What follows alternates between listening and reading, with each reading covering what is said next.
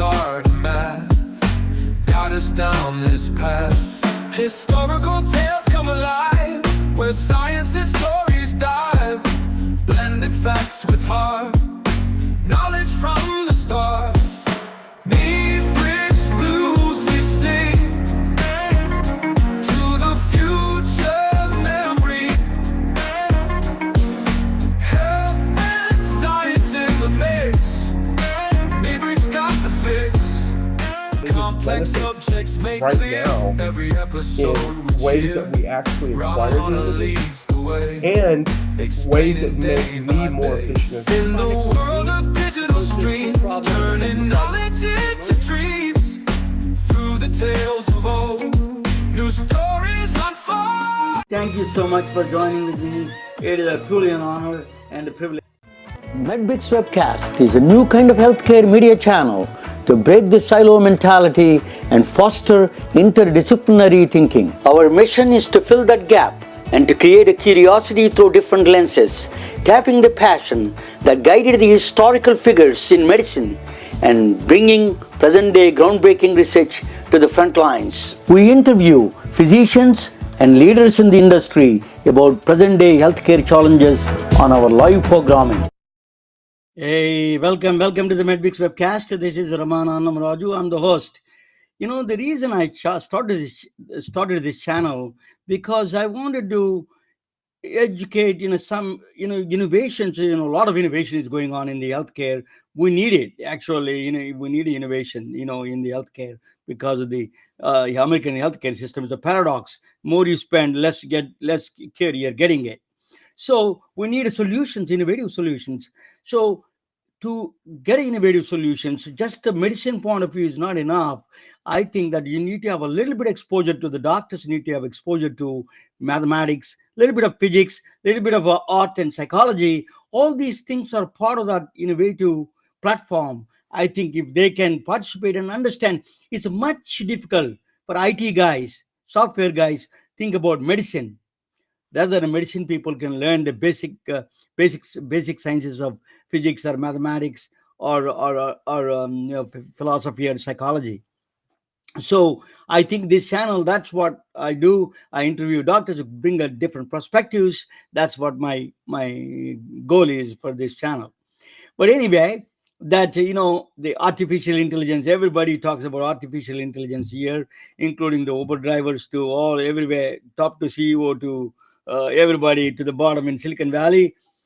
I don't know everybody knows exactly what that means. Artificial intelligence is a really what we don't know. It's still the architect of the artificial intelligence don't know what that is. It is a very emergent property that is some extent. So the doctors are embracing some of them are nervous about it, some of them are scared, all kinds of people there in the medical world, healthcare world. But there is a doctor who does both. He has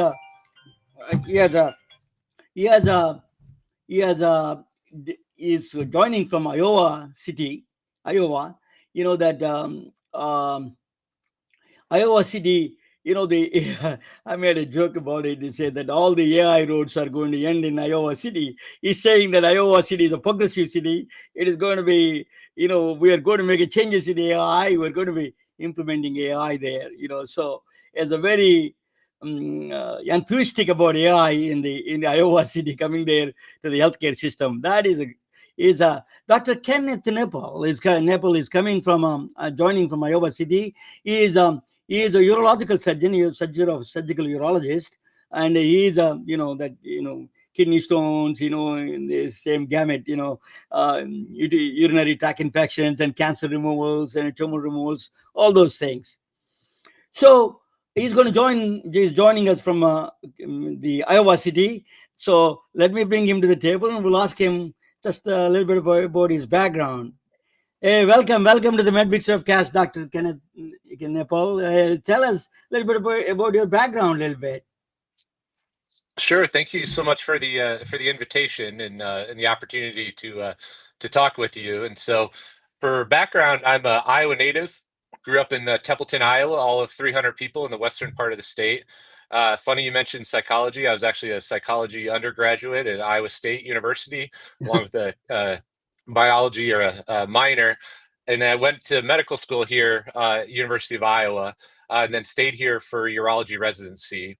Went down to Wash U in St. Louis and did a cancer fellowship, doing open surgery, but a lot of robotic surgery for 2 years, and then came back and joined faculty, which would have been about 13 years ago.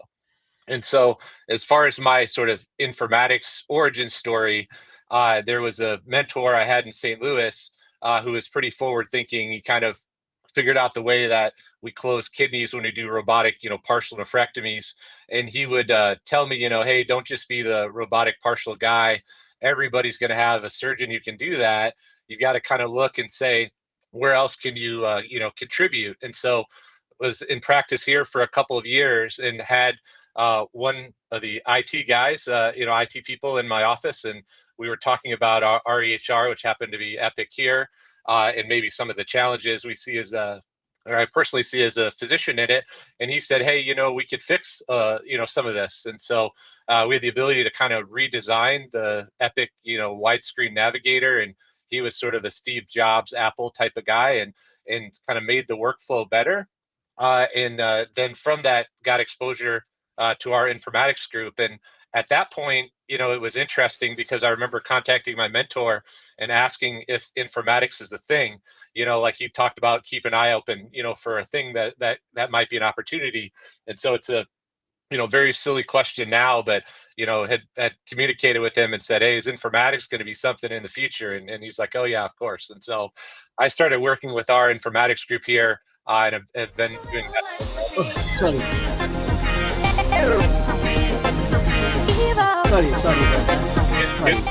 Yeah. Technology issues. Yeah. No issues. So that was my sort of first insight and then experience over time with informatics. Let me ask you, you said that the informatics means the electronic medical records, right? So what is your experience? A lot of doctors complain about it. So I'm not seeing the patient. I'm watching the screen. There was a lot of complaints, and that one of the reasons is that the Dr. Robert Pearl says that the EMR, the success of EMR, the failure of EMR reason is that is designed for reimbursements rather than helping the doctors and patients. Tell us your take on that thing. Because you are very interested in the electronic medical records and informatics. Yeah, I think from my perspective over time, I've realized you can have exactly two contrarian views about something and have them both be true. And so I think I have like a love and then maybe not so much love, experience with the EHR. When I'd started in medicine, so we're going back to around 2000, we had an internal built system. It worked okay, but I'm the last sort of generation to write on paper and realize some of the challenges of doctors' handwriting. We went live with Epic in 2008. Here when I was a resident, and there are always some onboarding issues, but there were orders that for a little while that day were being written and then they would disappear. And so I remember looking over at one of my colleague residents who'd rewritten the same, pediatric admission order set for 3 times in a row. And you could kind of see like a little tear like stream down his face for real. And so, I think that it's a challenge. I think that somebody will say, hey, oh, these are systems that were designed for billing. But I think when I remember how things were at that time, there weren't a lot of physicians that were asking for a seat at the table. And so I think in hindsight, maybe we as doctors say we weren't invited to the table, but I think it's that, people just weren't really involved. And I think partly because you didn't realize that you had some control in the system, and that you could make things better. And that the thought was, oh, this is just like a, computer program that we download and that's all we have. And so my personal experience, and John Gravel was the guy who came into my office and said, hey, we can fix some of this stuff. And we were working in a little corner, of Epic that nobody else was hanging out in at that time. And so we could build some stuff. And I remember being in clinic and being like, I don't like how this screen, looks.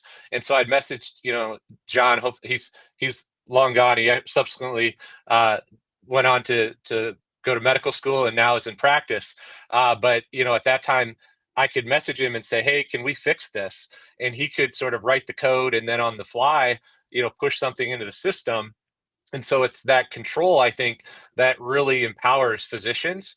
And as we, transition, and we'll talk about our, sort of AI experience here, but I think that we're recapturing maybe the ability to control, some more of our day of how we interact and use the system, potentially to leverage our own, creativity and innovation in patient care instead of having maybe in the past some tools that kind of stifled that. And so I think that that customization in control are really potentially what are driving physicians to be very interested in what's going on in the evolution of systems now.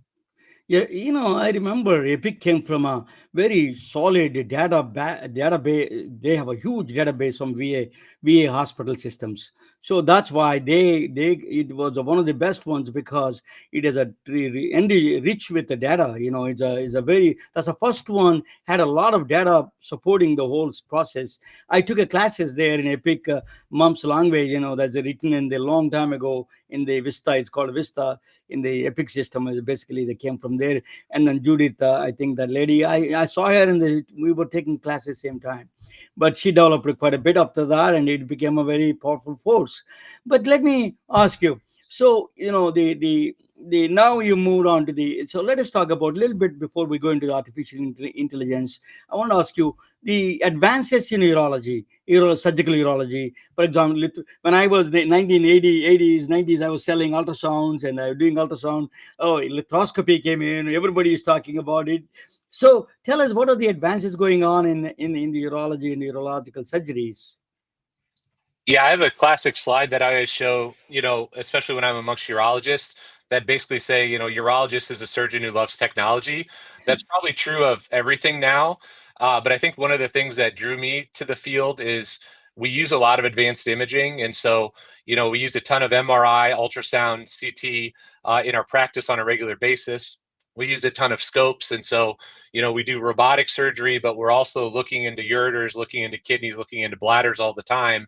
And I think, especially in the robotic surgery world, have kind of pushed the boundaries, in initially laparoscopic surgery and now robotic surgery. So I can think back to my earlier career, having trained with doing open prostatectomy, in with an experienced surgeon who had done over 2,500 cases. Still, about 1/4 of the time, you're like, we may need to give this patient a blood transfusion even though they're healthy, they have good anatomy, because we're working to spare nerves or working not to use cautery.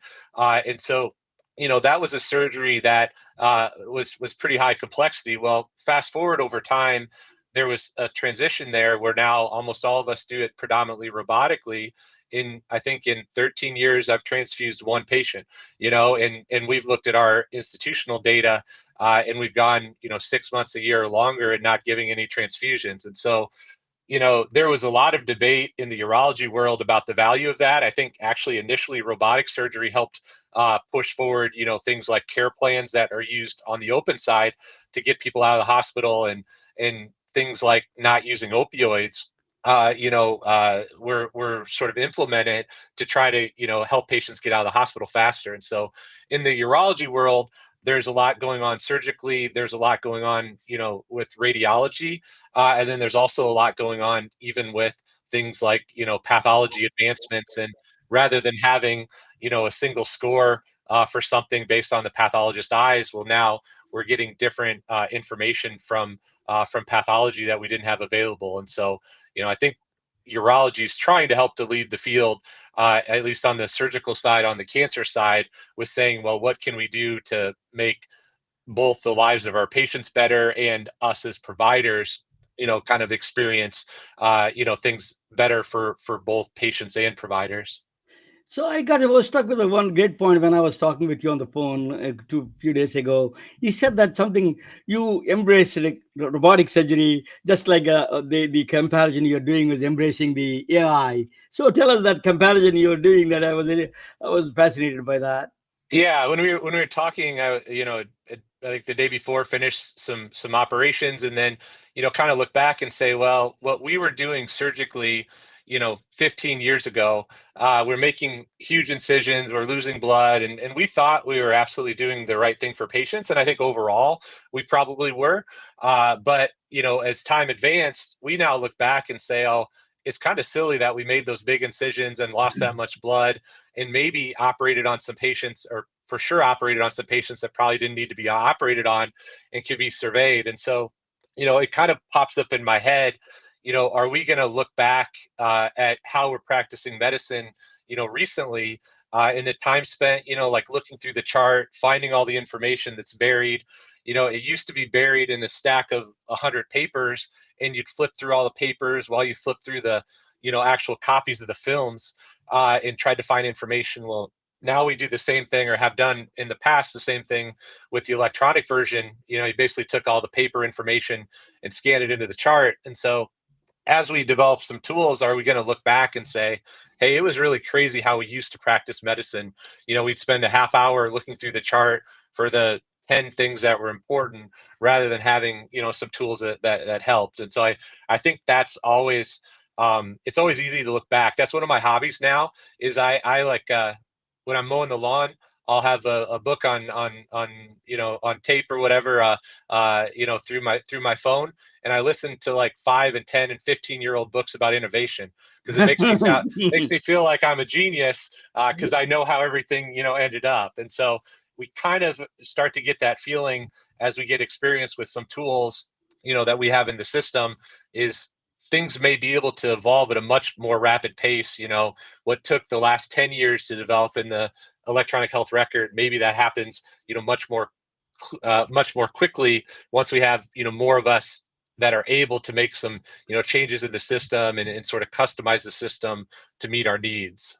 One of the prominent cancer is just a very significant one, is a prostate cancer. So, one of the things surprising me, Dr. Kenneth, you can tell me about the analytics, like Atera AI, is that analytics become a diagnostic tool for measuring the prostate cancer screening. That is a surprise. A mathematical tool became a very central role in designing, screening the. Tell us a little bit about that, and how that is very interesting in the urology side. Yeah, I have kind of my standard, discussion that I have with prostate cancer patients, and I'm actually a big iPad guy. I bring an iPad in with me every patient I see, and I use the Epic version of the iPad, and I've got my little colored pencils, or pens, and so I tell everyone, prostate cancer exists on a spectrum, and then I kind of draw out, there's low, there's intermediate, there's high risk, and so it can go from cancer that certainly doesn't need to be treated to something that's incredibly, life threatening. And so in the past, we've had kind of limited information to be able to stratify patients into different risk groups. It was based on their PSA, blood tests. So that protein test is sort of controversial, but it tells us something about prostate cancer. But things are largely driven based on the biopsy, and the pathologist, looking at the slides and saying, does this look like this low risk or intermediate or high risk? And so over time, what we've had develop as far as tools is we use MRI very frequently to kind of get additional, almost like pathologic information without cutting the patient about the extent of disease.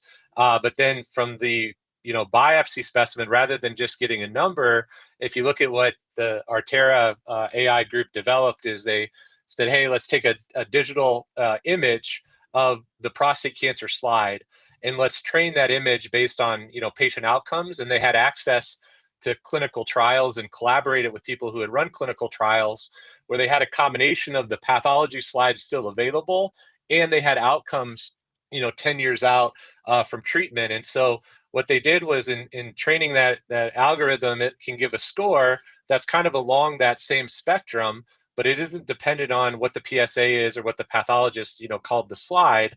And the interesting thing when you talk to that group about the information is, it's not only looking at the prostate cancer cells, it's looking at the surrounding cells that don't have cancer, in what we kind of call the microenvironment. And so we have a bunch of brilliant PhDs here, and I'd heard basic science researchers talk about the microenvironment that surrounds prostate cancer. or different cancer cells. It's kind of that seed in the soil, paradigm. But I hadn't seen that in clinical practice, and so it turns out that this score is actually based not just on the cancer, but that microenvironment. And so now, where I'll tell people, and all this is rapidly developing. In February, I saw a webinar. I said, this looks interesting. It's part in the NCCN guidelines, and then went to clinic and said, hey, are there any patients that are interested in getting some more information from their prior biopsies? And so then what I have come to the realization is, in the past, if we have 100 men with low risk prostate cancer, it's like they're all kind of bundled up in one group, and I can't tell one from the other. What this score gives us is actually will give a percentile score. So, I was in clinic today, and there was one patient that was second percentile. There was another that was 66th percentile, another that was 89th percentile. And so rather than having that circle of men, you can kind of picture putting them in a line. And then if okay, within that low risk, it's a little higher, a little bit more or less, kind of risky situation about watching versus treating, that's additional information. So I've just had patients be really, really receptive to the concept of, hey, you already went through this biopsy, which it's a short procedure. It's a 10-minute deal, but it's a much bigger deal for patients than it is for urologists. And they are more than willing to say, hey, can we get some information from the prior biopsy and try to make a more informed, decision about that. And so Artera is part of that. And then, there's other tests that'll actually look, like Decipher's the test that looks at gene expression from the actual prostate cancer cells from a prostate biopsy. And so now, rather than just having a number that I look at and using a risk group, I can actually, say, okay, this patient is this risk group, but I have this additional information, and it kind of weighs into our decision making, because what we've known forever is that not all of those patients that are in that same risk group are going to have the same outcome. Some may have an amazing outcome, and other may be potentially, destined to fail. Because of variability within that risk group. And so it's something that is now on a daily basis in clinic is coming into our decision making and sort of trying to gather the best available information so that we can share that with the patient, explain it to them in ways that make sense, and then help that to guide the decision that they make about their treatment. So it's clearly useful for you. Artera AI is giving you additional information, classify the patients in the risk group. That is valuable for you, or there is saving cost for you. Are there any? Can you see saving cost? Let me ask you first. Before that, even saving cost. I saw your post. One of the posts, you said that you're complaining about the reimbursements. They're denying reimbursements. All these people. Who is going to pay for these AI tools? And then, are you saving money? If you're really saving money on for the because of the tool, why it's kind of a insurance companies are lending the payers, or is it still is under the transition right now?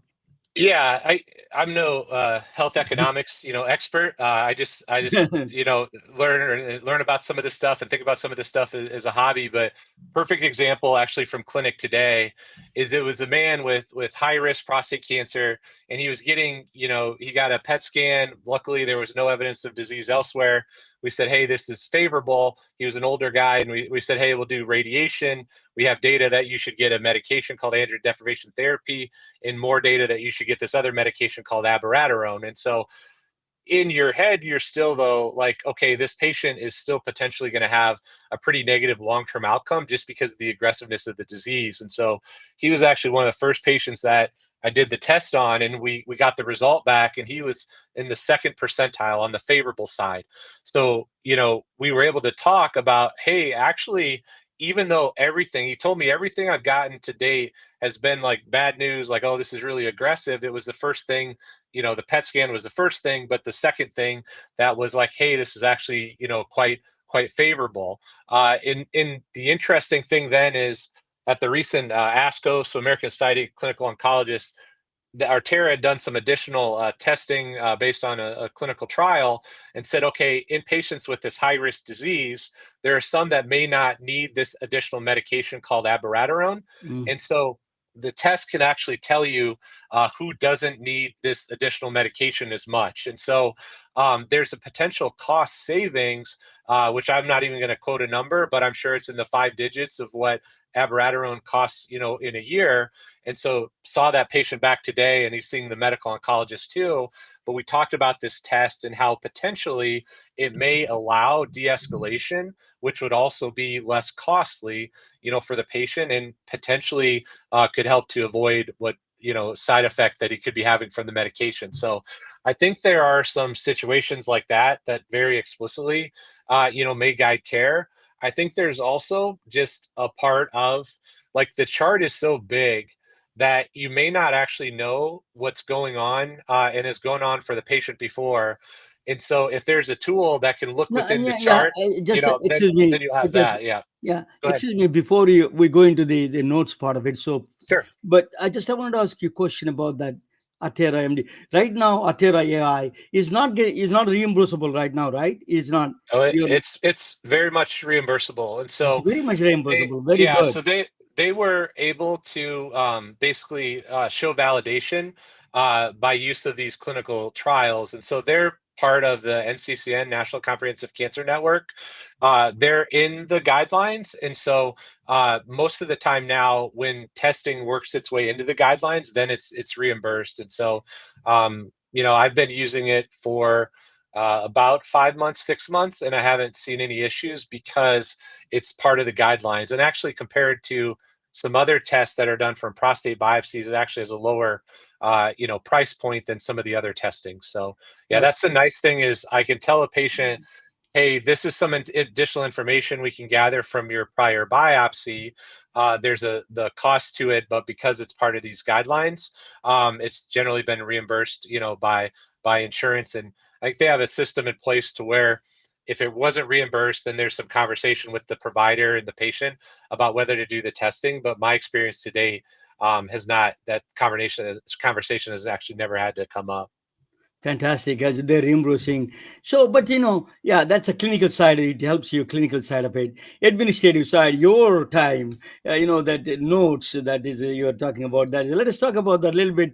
Do you see actually the AI giving you this free time a little bit, summarizing these huge number of pages and pages of reports? Is it summarizing very well for you? And do you feel that comfortable enough to take that summary serious? Yeah, and I think for brief history, go to about a year ago.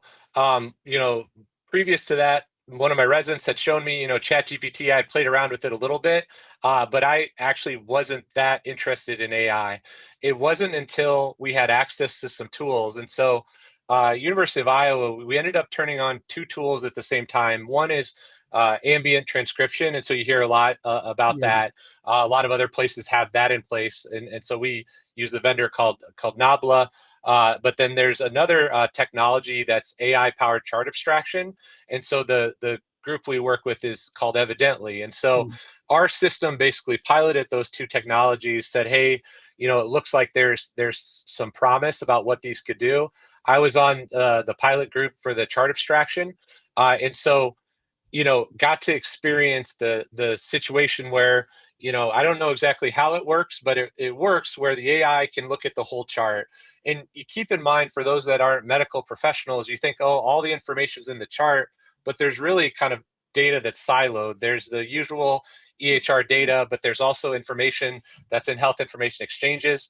Or there's scanned or sometimes faxed documents that Excellent. reside in, yeah, we still use, faxes. So all those, when you're seeing a patient, you may have to go into the multiple different areas, look through multiple different files, and find the information you need. And so what the chart abstraction is able to do is to pull that information together and present it really on one summary screen.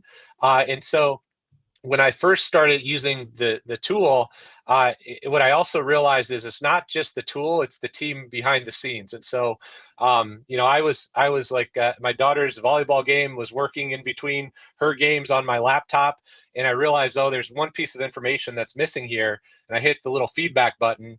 And sure enough, I got an email back like 20 minutes later from somebody. I thought they had a bot that was like, managing their questions and providing feedback, but ended up interacting with the person who was messaging, and thought, well, they have their engineers working the weekends. And well, what do I find out down the road? It's not the engineer; it's the co-founder of the company who has a PhD in does AI and has worked in other spaces and has moved into healthcare, and was caring enough to interact with me to say, hey, where's this little blind spot? And then could say, oh, we see why this connection of data wasn't available. We can fix that going forward for the University of Iowa, not just for you. And so for me, it was sort of starting to have that interaction with the tool, but also with the team. And so when our group got together, the CMIO, kind of said, hey, what do people think about this? And so I started to talk about my experience where, hey, the information's easier to get. This team has been really good to work with. And I think came out on the very positive side of what the tool was providing, but then also what it could provide in the future. And so the CMIO kind of looked at me funny, and he said, Ken, like, you don't like anything, like you hate everything that we pull that's new, because there's all these problems. And he said that, you're the resident skeptic amongst our group. If you like this, then that's a good sign, And so then, I think over time, it's realizing that you can figure out like what's a problem. And so it's a problem that, hey, physicians don't like to type in the system. They'd rather have, something else listen and do the scribing, the transcription for them. And also, that is very inefficient use of people's time to go and search for documents. And so I'm very kind of obsessive compulsive about my patients, and figuring out what surgery they need and their medical history, because a lot of my patients are older, where I was spending a lot of time like deep diving into the chart, even after our resident had already looked through it, or maybe our PA had, and spending a lot of my time to do that. And so what I realized was, hey, this tool actually makes life easier to find that information, and it makes especially new patient visits easier, and simple things like, I'd like to see all this patient's labs, no matter what the source is, on one page. I'd like to see all this patient's imaging reports on one page. And so just the ability of the tool to pull that together really improved efficiency to the extent where I'm like, hey, why don't we just add more patients to clinic, because each individual experience is actually taking less time to sort of prep yourself with the information need to have the discussion. And so if you shorten that prep time, it kind of maximizes or increases the amount of face-to-face time you have with the patient. And so, I don't like using phrases like, the joy of medicine. Like for me, it was easier. It still doesn't make medicine easy, because these are complex situations, complex patients. But if there's a tool that can incrementally make something easier, and kind of quickly, you could see how it went from good to better, to potentially, and bordering on a great tool, or you can at least see the promise of what could be a great tool. It really was kind of a game changer in my practice. And so I went from a year ago not really caring about AI to like the last year realizing, like, after a while, like, oh, if I become a good prompt engineer, I didn't even know what that was, in the past. But if I can figure out how to write a good prompt, well, I can use that repeatedly, to gather information on a patient. And so you get into this, like, sort of feels a little creative, a little innovative, but then also is just easier, and it's better for patients, it's better for the provider. And then you start to look at, there are abilities to do research in this space. If you have a tool that's better at gathering data, there are just a world of sort of possibilities. And so I think if you, oh yeah, just to close that statement, you said, well, does it free up free up your time, and I think that's true. And then what I think it's good that people don't need to dictate is, well, if physicians free up their time, what do they do? Some of them may see more patients, some of them may do more surgeries. I think that was the case for me. Some of them may decide they want to spend more time with their families at home. I think that also was the case for me. You're And watching some of the them, basketball game with your daughter. That's a yeah, big yeah. plus, right? Yeah, and then some of it, people may want to use it for research. And I think, I went from, doing some research, and we published some things to really being able to apply for grants in the AI space and be successful, just because we have access to a tool that a lot of places don't have yet. Yeah, Doug, you did talk about. I'm going to bring you on the side. You're talking about prompt engineering. Just I want to talk with you about that a little bit. Prompt engineering means asking the right questions. I saw one of your video, just a short video of yours. You said that very interesting. It caught my eye. Is that if I know about patient, about his disease and everything, that's not enough. If patient doesn't know about it, if patient has to know, that means communication. That is means information is a book. Information has no meaning. It is only one-sided. That is, you made an excellent point there. I'm going to talk about that in 10, 15 minutes about that. That is about that information inside. That is a Dr. Ken Nepple, and Dr. is joining from Iowa City. He is a very pro AI and pro EMR, and really is showing all the positive side of the technology. Let me say you, information is a physical. I'm going to talk about that a little bit, and then you can jump in anytime, Doctor. You're free to jump in anything. That I want to tell you something about information. That information means it refers to a data in a technical sense that is organized and processed to convey meaning. That's what Dr. Kenneth Nepple was telling, is that the patient does if patient doesn't understand it, has that information is not information. That what he said. So that is, I'm going to talk about the information is something very strange concept connected with the in physics, is called entropy. Very important for doctors to understand entropy concept. So I'm going to put a video a little bit. Let me I'm going to bring a video just explain to you what that concept of entropy is. Just that's let me add this one. Sorry about that. Yeah, yeah.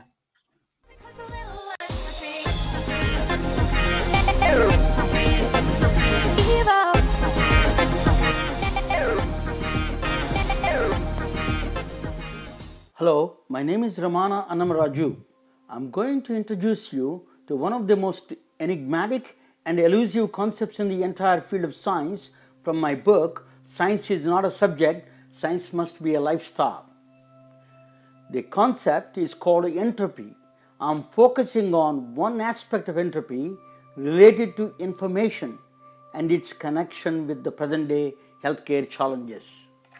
Entropy is like a ghost, but it is a mean one.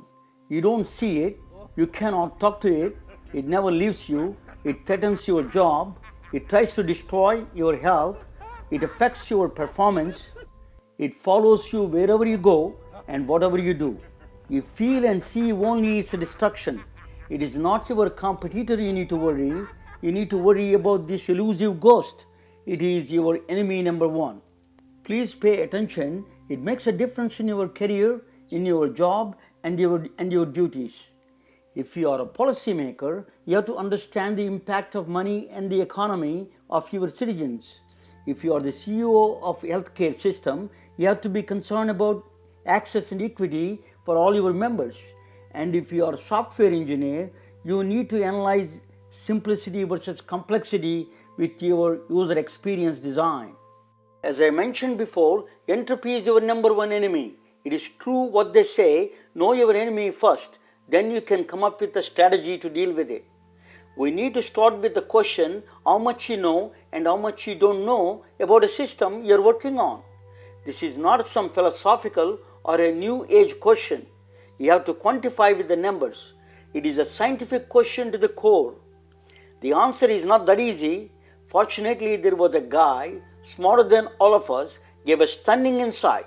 His name is Ludwig Boltzmann, an Austrian physicist, lived in the latter part of 1800s, came up with a statistical formula for known versus unknown. It is not just a formula, it is a law, second law of thermodynamics. In urban slang, we call it as a law of entropy. The law is not limited to known versus unknown, it is present everywhere, materials and processes and even life itself. Entropy is a true measure of your ignorance of a system. You may say, I don't know a lot of things, but I know what I know, and what I don't know, I don't know. This statement may seem right before you know about the law of entropy. The law of entropy says the unknown does not sit idle. It is constantly attacking your known systems. Entropy wants you to become ignorant and leaves you in constant confusion. It creates a chaos, your understanding of any system dwindling every day by law of entropy. Only way out is to fight it. Entropy is a tough concept to comprehend. I will do my best here with a simple example. You see a picture of a teacup with the 2 sugar cubes in the bottom, and the top teacup is mixed with the sugar. Adding 2 cubes of sugar makes you happier, but your happiness does not come for free. I know sugar prices are going up. Still worse, the law of entropy says your ignorance is also going up. You have known knowledge that there are 2 sugar cubes. Since you know something makes the bottom cup low entropy state. Now, when you mix the sugar, you turn the simple system into a complex system. Even if I ask you, you cannot get sugar cubes back. Sugar is melted away and you lost all the information about the sugar cubes. The irreversibility of the process increases the state of entropy. In a split second, you made the top cup in a higher entropy state. Known system became an unknown. Just it applies to a teacup, this irreversibility is evident everywhere and everything you do. A simple realization that if you create a process for your company with some data variables, the complexity slowly seeps in. It means you lost control of your process and the information becomes chaotic. But if you keep tabs on what it takes to reverse the process to the initial state, it saves you time, money and energy. You are keeping the ghost of entropy at bay. Life itself is a low entropy system. Zoom in or zoom out, your cells to your entire body do hand-to-hand combat with the law of entropy to keep you healthy and alive. Your number one enemy is waiting at outskirts of your life and your company. Boltzmann revealed this book of knowledge and wisdom about the universe with his famous equation. He could not convince his peers about his theory. Later, Boltzmann committed suicide, and his famous formula was written on his tombstone. Devil also, like numbers. Chaos may be its nickname, but it is speaking the nature's language, that is mathematics. Cancer is cellular chaos. There is no diagnostic equipment can measure the exact progression, but with the entropy algorithms, you can extract patterns from seemingly chaotic information. One such algorithm came from an unrelated field, football. Yes, game of soccer. Soccer fanatics wanted to know who is going to win the World Cup that is being held every 4 years. The fans include a number of scientists. They created an algorithm called World Cup optimization algorithm. I don't know how much it is useful in predicting the World Cup winner, but it is helping to detect and predict the progression of cancer. They are testing with the cancer of melanoma and breast cancer. Boltzmann gave the formula for entropy, but a brilliant mathematician and engineer at the Bell Labs, which became AT&T now, gave a different twist to the concept of entropy. His name is Claude Elwood Shannon. The theory bears his name. It is called a Shannon entropy. According to Shannon, the information is central to all processes. Which I think he's very widely known for, is this notion of a fundamental limit. No matter what you do, as long as you're working with a certain amount of bandwidth, and as long as you're dealing with signals that are only so strong in the face of noise that you confront, no matter what you do, you cannot transmit more than a certain rate. Here is one remarkable example how you can employ Shannon entropy to healthcare equity and access. The world of medicine made a huge progress in diagnostics and treatments, but healthcare delivery systems are not. A significant number of people on the planet don't see those benefits. Health inequities you can witness in rural and urban America's landscape, and worse, everywhere else. Health delivery system is riddled with complexities. It may be partially political, but it is also filled with logistical complexities. Variants like remote geography, disease burden, and economic backgrounds, to name a few. Where there is a complexity, law of entropy shines. Shannon entropy is successfully utilized by countries like Iran, Turkey, and Greece to address the inequities in healthcare delivery by allocating and utilizing existing resources more efficiently.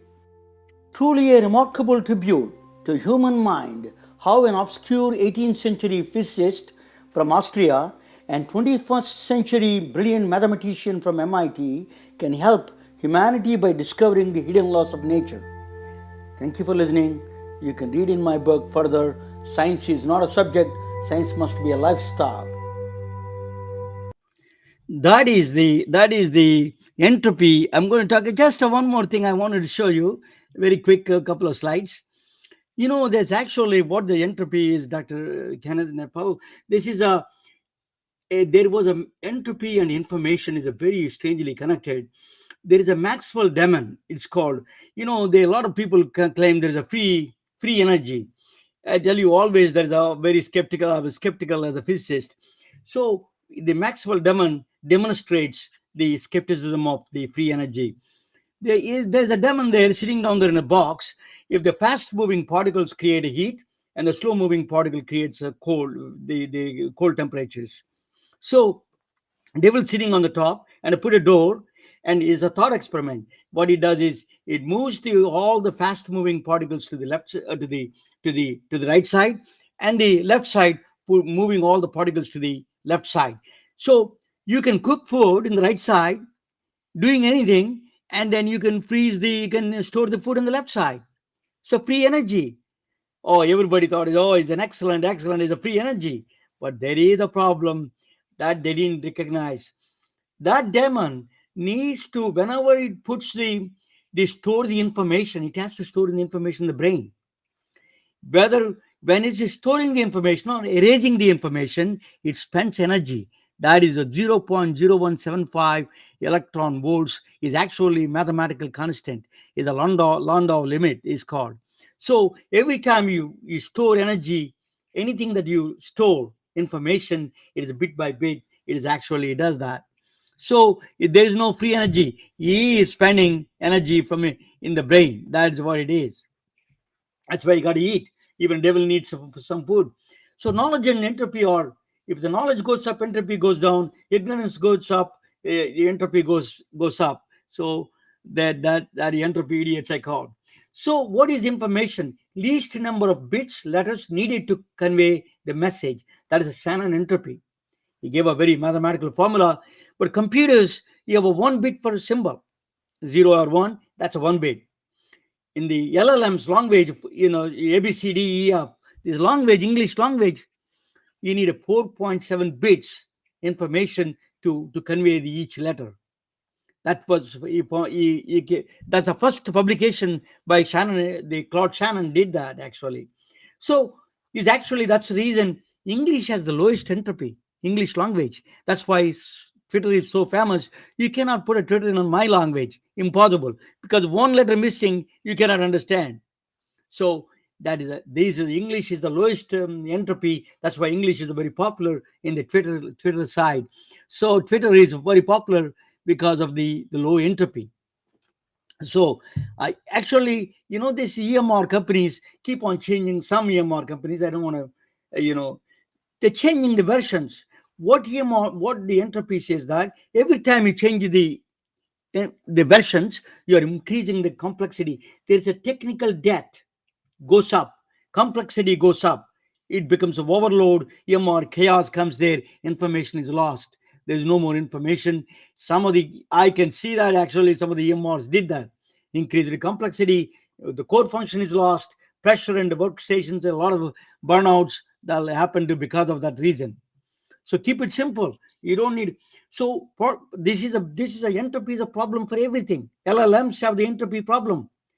Entropy as a entropy of LLM is 15.6 bits per each 50,000 tokens. Predictive tokens. You say I put a sentence. The next sentence, next letter or next word should be that LLM is a entropy predictive uncertainty connected with the tokens. The token as a entropy that is 15.6. If the what happens if the entropy goes beyond 15.6? It throws up all the gibberish and crazy stuff. Even LLMs are not protected in that way. So that's why you can do from entropy algorithms, you can do acoustic sounds. The machine learning language can learn the newborn cry diagnostics. You can learn ODS, hyperthyroidism or autism spectrum by listening to the crowds. Yeah, I can listen to it. And then with the Shannon entropy, you can do that. Very amazing. The second one is the thief in Michigan happened actually. He was convicted. The entropy algorithm, the information is missing. Touch DNA came from the entropy information system. It filled up the gaps in between, and it convicted the guy who was stealing some shoes everywhere. Shoe store. It was a real case. So second law of thermodynamics convicted him in the entropy. Convicted him. Information is a entropy. We use the entropy to fill up that information because entropy is still uses the natural language. So the thought is information. In the last days of our universe, universe is expanding, and it dies. At the end, it dies. That's according to one rule, at least one thesis, one theory. But at the last days of the universe, the humans, if they survive, they have to be in the cryogenic spot because every time they think about anything, you're spending the energy. You're throwing a heat. Once it is heat, the entropy goes up, and then the universe will die. So what they're going to do, the universe is for fun sake. I did that. It is they are going to put in the cryogenics. They may get up on their birthday, and then rest of the days they're cryogenics. They cannot think. So that is the entropy is very strange relationship. So thank you for watching. I'll bring Dr. Nepple back and see what he says. What do you think of the entropy, Doctor? Yeah, no, I think it's interesting to think about sort of that analogy, and I wouldn't necessarily go so far as to say that data is chaotic, in the EHR, but there are times that it feels like that, Yeah. in trying to figure out, what exists, and so sort of those two panes where you could separate, the hot and the cold, kind of makes me think about if we have the system that can pull in, okay, this is the clinical notes, these are the labs, these are the imaging. And so if you'd asked me a couple of years ago, well, what's the limiting factor for what you can do in your practice? It was really time. And so we would try to multiply, my time or my colleagues' time by extending and say, we're going to add, advanced practice providers and PAs and nurse practitioners to work with you. I think the residents definitely, multiply what we're able to do, and we learn from them. But, I think what my experience has been with some of these AI tools is it actually can create time out of nowhere, where you didn't think it would previously exist. And I'll have that experience now where it'll be a really complex patient, but I feel like I've got all the information I need pretty darn quickly to where you're just kind of fast forwarding some of that chart prep time, and you're increasing the amount of time you can actually spend, talking with the patient. But at the end of the experience, I occasionally feel kind of weird because I haven't been sitting in that patient's chart looking through all of their records, to find information. And so, I think that at the end of the day, you really have the ability to sort of increase, and maybe people will talk about 10x output. I'm not sure that's going to happen in healthcare, but I need know what I do and what I've been able to do personally, and there's definitely sort of an X multiplier there once you get familiar with the system. And then I think it's almost been like a slingshot where, because we have working with some of these groups, and evidently folks with some other custom tools, sort of advanced features, can you ask the chart a question, which it turns out you can. And then as soon as I did that, I said, well, now can I list my questions and save them so I don't have to type it in every time? Or can I create my own AI, custom summaries? And that's actually, had an impact on day-to-day life. And real practical example, had a patient cancel surgery, or we had to cancel surgery because they didn't hold their GLP-1 medication. They hadn't done a clear liquid diet for 24 hours. And so I had maybe heard about that rule from anesthesia one time, and then I probably forgotten it. And there's no way I can recognize all those GLP-1 medications. Well, I thought about this and said, hey, can I make a prompt, sort of a safe for surgery prompt, and include in there, put in a table if a patient's on a GLP-1 medication. And so I actually had a patient today. The resident did a great job, seeing them and doing all of their pre-op, discussion. And I can look at my little custom table and recognize, oh, this patient's on a GLP-1 medication. And That so is beautiful. boom, I can talk to that patient. And then the nice thing is the nurse had already told them. So we have an even better system, which is our nurses are amazing. But in that situation, I could reiterate, oh, this is the importance of doing this clear liquid diet so that we don't end up canceling your case on the day of surgery. And so I don't have to go out and be like, oh, I've got to learn the name of all these medications. I can, to date, trust that the computer system is going to, identify those. And if there was a time when it didn't identify one, then I have a team I could feed back and say, oh, it missed this, can you fix this? And so, and you start to iterate and say, well, then locally, could we load our anesthesia guidelines for different medications into the system, that we could have a custom sort of Iowa output. And so there's a perioperative quality and safety group. We're starting to talk about that and what those type of tools would look like. And so that's my own little example of one situation where that had a significant impact on that patient when we canceled their surgery versus we kind of avoid that entirely. And so you can multiply that specific use case, times 1,000 across the institution, because, I personally have 10 or 15 different really specific prompts where I know this is the information that I potentially overlook sometimes, or I want to save my time in getting out of the chart.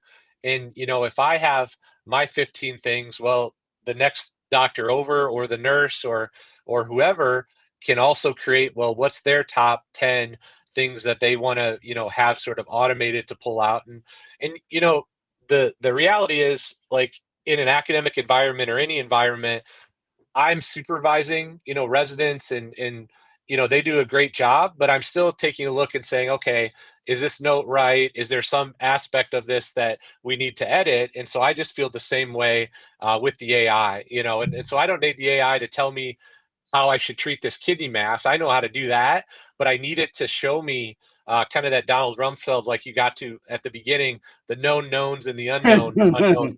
Like, I feel pretty comfortable if I know there's a problem. I have some things medically or surgically that I can think about to, try to minimize the risk of a complication related to a problem.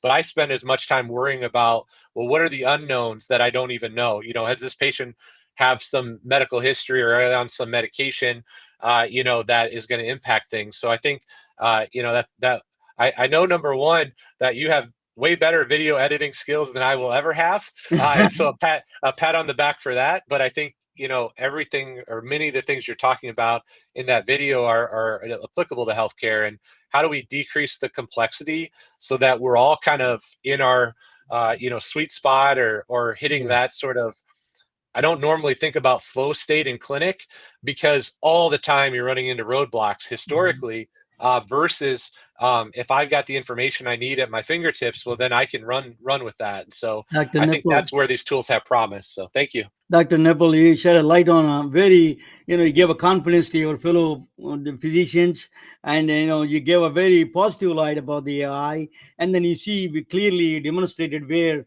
you can save time, and you can save a really clear picture about the saving patient's life, and some of the procedures you can save. That is the cost savings. You demonstrate all three.